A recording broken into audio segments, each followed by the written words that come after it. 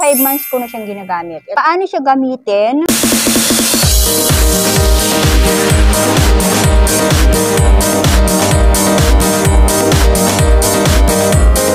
Hey mga mami ko, welcome back to another video. Update lang ako dun sa ginagamit kong papapil dahil may nag-comment sa aking video. Update daw ng papapil na ginagamit ko. But anyways mga mami shi, kung hindi pa kayo nakapag-subscribe dito sa aking YouTube channel, please do subscribe and click the notification bell para ma-update kayo palagi sa mga videos na i-upload ko dito sa aking channel. Content ko dito ay about sa skincare routine, beauty product at hindi ako dermatologist. Yung papapil na ginagamit ko, itong mga to, for my pekas. So, ginawan ko siya ng update para dun sa ating isang nag-comment o isang viewers na gawan natin ng update itong si papapil. Ito, maganda itong mga mami ko, lalo na sa mga may edad na at saka sa mga gustong magpakinis ng face, gustong mawala yung pekas nyo, dark spot, pekas, dark spot, yung mga maliliit na dot na brown sa face ninyo, fine lines, wrinkles. Ito ang maire-recommend ko sa inyo, itong si Papapil. Ito is sponsor. Binili ko tong mga to ng aking sariling pera. At kung gusto nyo rin itong itry mga mami ko, meron ako dyan link na ilalagay sa aking description box. Para sa mga nahihirapan na magtanggal ng mga pekas, dark spot, mga acne marks, at saka mga wrinkles, ganyan, fine lines, ganon. At in the same time, mga mami ko, nakakatulong din siya na bata ng face or ng skin. Anti-aging din siya. Napakaganda nito sa mga 30 years old pataas. Sobrang ganda niya. So, ipapakita ko lang yung mga papapil na ginagamit ko. 5 months ko na siyang ginagamit. Ito pa rin sila. Ayan. Paano siya gamitin? Itong orange, mga mami ko, is retinol. 3 times retinol, anti-aging, moisturizing. Meron itong ceramide, vitamin E, collagen, plus reduce wrinkles, improve elasticity. Meron itong 30 grams. So, 3 times retinol. Ang ganda nito. Ayan. Ito, yung kanyang naman mga sis. Itong si kulay orange. Sa gabi nyo lang to pwedeng gamitin ha. Ayan, yung amoy niya okay lang, mabango naman siya. Hindi naman siya yung sobrang bango, hindi masakit sa ilong, carry lang yung amoy niya. At ginagamit lang to sa gabi, okay? Tapos moisturizer niya yung face ninyo. Maganda rin to sa mga oily skin. Dahil meron nga siyang ceramide, nakakatulong siya na makapagpaputi ng face. So habang natutulog kayo, parang pinaka-beauty, beauty skin, yung ganung atake. So ayan yan. Ang gabi to. Tapos naman yung ginagamit ko naman ng ito actually pwede mo siyang gamitin ng panggabi at saka pang umaga. Nilalagay ko to sa umaga din at saka sa gabi. Pag naglalagay ako nito, pinapatungan ko siya ng sunscreen. Serum naman ito, 577 Whitening Dark Spot Clear Anti-Aging Serum. Ito yung pinaka nare-recommend ng mga dermatologists, yung 577. Napakalakas dito ang magpaputi ng face, magpakinis ng face, magpalighten ng dark spot, mga pekas, napakalakas niyang magpaputi at magpakinis. Hindi lang sa pekas ito nagfo-focus mga mamshi. Papaputi siya ng face kahit wala kayong pekas at nakakabata ito. Meron nga din siyang anti-aging. Ito naman ay pang umaga. So, after nyo maglinis ng face sa umaga, tapos kung ano man yung ginagamit yung toner, 5 times ceramide naman siya. Sobrang taas ng kanyang ceramide. Skin barrier nyo ay natutulungan niya na i-repair siya. Nagre-repair naman to ng skin barrier. Meron itong hyaluronic acid centella, moisturizing, repairing, smoothing. Ito okay naman siya, kaso lang medyo may pagkamalagkit siya, pero hindi siya heavy. Ang product ng Papapil hindi heavy sa face. Maganda siya, kahit minsan may pagkamalagkit siya, pero hindi siya yung talagang makati sa face, tapos hindi siya mabigat. Parang wala ka lang nilagay sa face mo, parang ganun yung atake niya.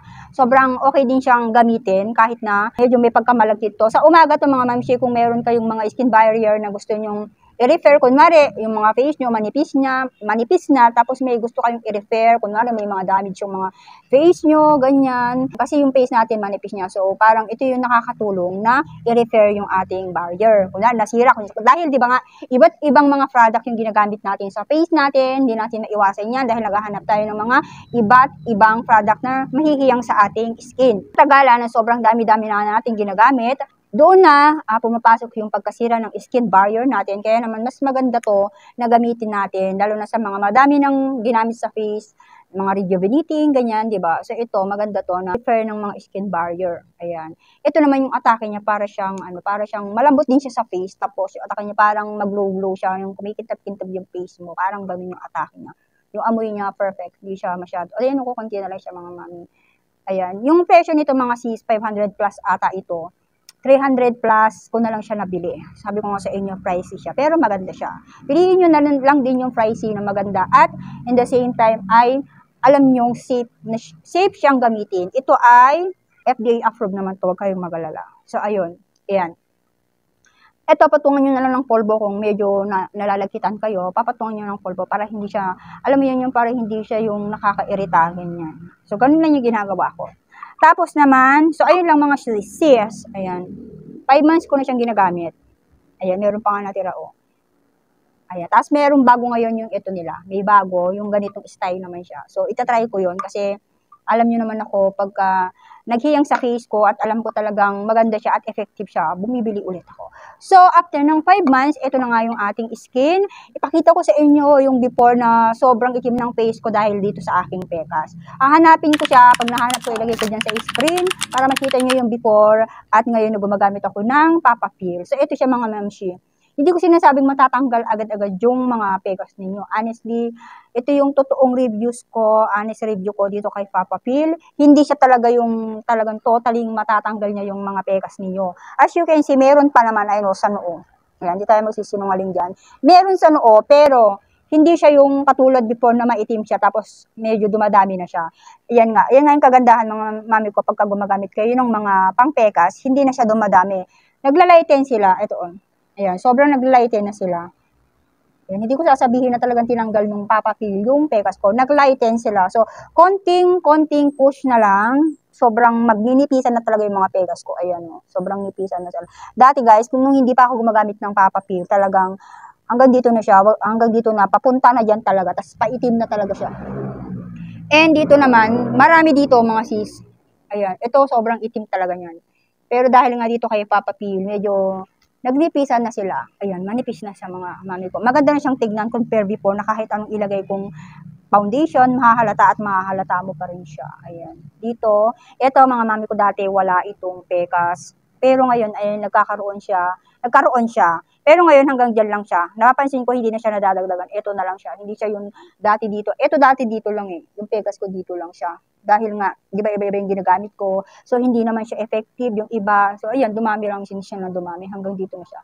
Pero kung napapansin ninyo, sobrang nipis na ng aking pekas. So, konting push na lang talaga is talagang maglalighten na sila ng husto. So, magninipisan na sila at hindi sila dumadami. Ang importante naman dyan mga mami ko ay hindi dumadami at hindi umiitim lalo yung mga pekas niyo.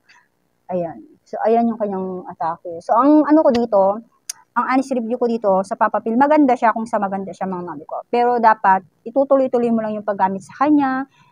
Huwag yung patigil-tigil, ituloy-tuloy nyo lang siya. At syempre, huwag nyo kalimutan na magsuot ng sunscreen everyday. Yung tinted sunscreen na pang-pekas talaga. Tapos, huwag kayong masyadong magpa-araw. Kahit nasa bahay kayo mga mami ko, maglagay kayo ng sunscreen. Lagi ko yan sinasabi sa inyo. So, ayun, tingnan nyo. Ayan, yung update ko kay Papa Peel. Hindi na masama mga mams ko dahil meron naman siyang effect talaga at nakakatulong talaga sa mga may pekas to. Nakakatulong din siya, lalo na sa mga gusto magpaputi lang ng mukha, ayan, sa mga may wrinkles, ganyan, sa mga may edad na, maganda to para sa inyo, sa mga may pekas. Ang ganda niya, para sa akin mga mams ko, ayan, depende rin sa mga skin nyo kung mahihiyang sa face ninyo si Papa Peel. Mas maganda kung mahihiyang. Pero pag hindi naman nahiyang sa inyo, so maghanap na lang kayo ng ibang mahihiyang sa face ninyo. Hindi para sa inyo si Papa Peel kung hindi naglighten yung mga pekas ninyo. So yun ang mga mami ko ang update dito kay Papa Peel. I-try nyo na to lalo na sa mga may pekas para hindi na lumalaya mga pekas nyo at dumami yung mga pekas ninyo. I-try nyo tong si Papa Peel. Thank you for watching. Sana